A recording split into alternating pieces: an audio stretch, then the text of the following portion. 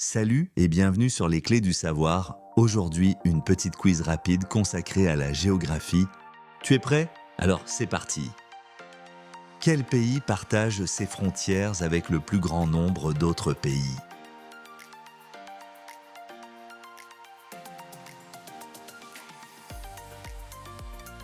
Bonne réponse, Chine.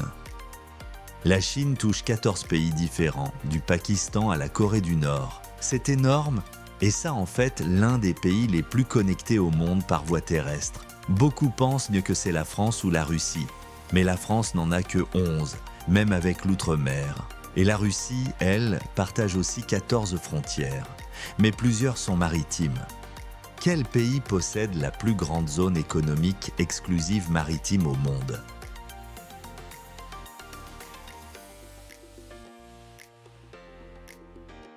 Bonne réponse, France. Et oui, la France est numéro 1, pas grâce à l'Hexagone, mais à ses territoires d'outre-mer. La Polynésie française, la Nouvelle-Calédonie, la Réunion, la Guyane, tout cela donne à la France une zone maritime de plus de 11 millions de kilomètres carrés. C'est plus que les États-Unis, l'Australie ou le Royaume-Uni. Un empire marin dont peu de Français sont vraiment conscients. Quel est le pays le plus plat du monde ?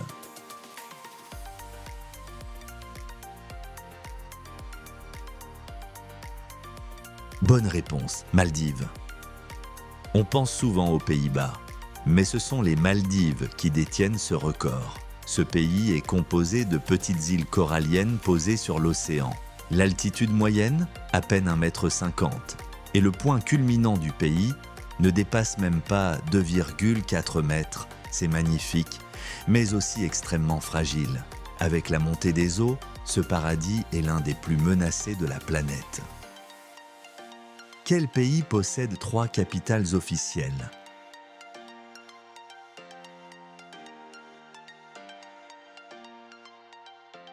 Bonne réponse, Afrique du Sud. L'Afrique du Sud est le seul pays au monde à avoir 3 capitales officielles. Pourquoi? Parce que les pouvoirs sont séparés géographiquement. Pretoria pour le gouvernement exécutif, le Cap pour le Parlement législatif, Bloemfontein pour la justice judiciaire. Ce découpage vient de son histoire coloniale et de la volonté d'équilibre entre les régions. Résultat, 3 villes pour un seul État. Dans quel pays peut-on traverser d'un océan à l'autre à pied en moins de 50 km?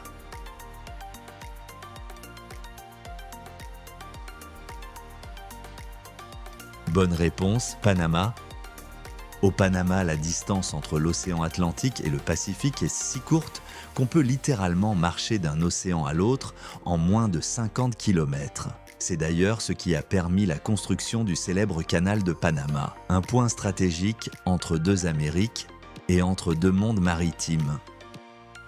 Quel est le seul pays au monde sans capitale officielle ?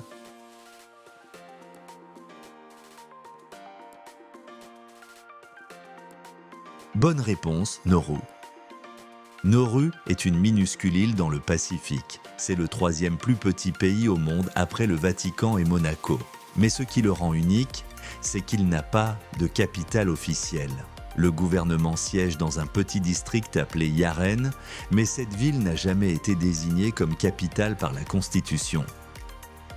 Quel continent compte le plus de pays sans accès à la mer ?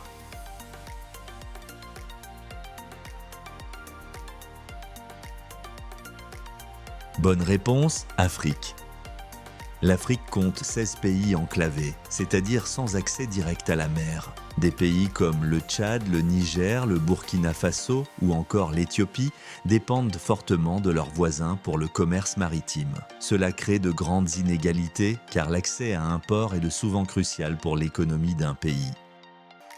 Quel pays possède le plus d'îles au monde ?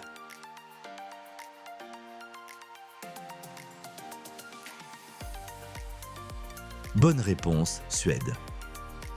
On pense souvent à l'Indonésie ou au Canada, mais c'est la Suède qui détient ce record surprenant. Le pays compte plus de 267 000 îles. La majorité sont petites et inhabitées, mais elles forment un archipel unique, surtout autour de Stockholm. Peu de gens le savent, Mais la Suède est l'Eldorado des îles. Quel est le seul pays au monde situé entièrement sur un continent, mais dont la capitale est sur une île?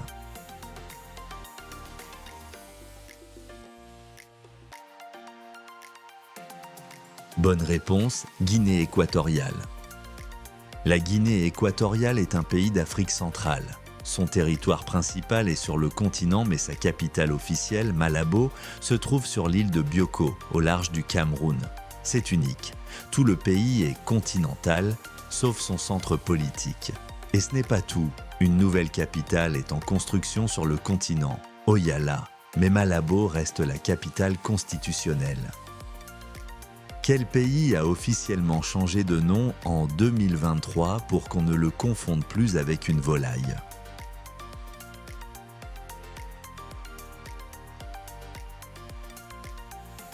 Bonne réponse, Turquie. En anglais, Turkey veut dire à la fois Turquie et d'Inde. Pour éviter cette confusion embarrassante, le gouvernement turc a demandé à l'ONU de reconnaître une nouvelle orthographe officielle, Turquie, avec l'écriture turque. Depuis 2023, c'est la version utilisée dans tous les documents internationaux. Un petit changement, mais lourd de symboles. Alors, combien de bonnes réponses as-tu trouvé? Écris-le en commentaire et abonne-toi à la chaîne Les Clés du Savoir. On se retrouve très vite pour un nouveau quiz.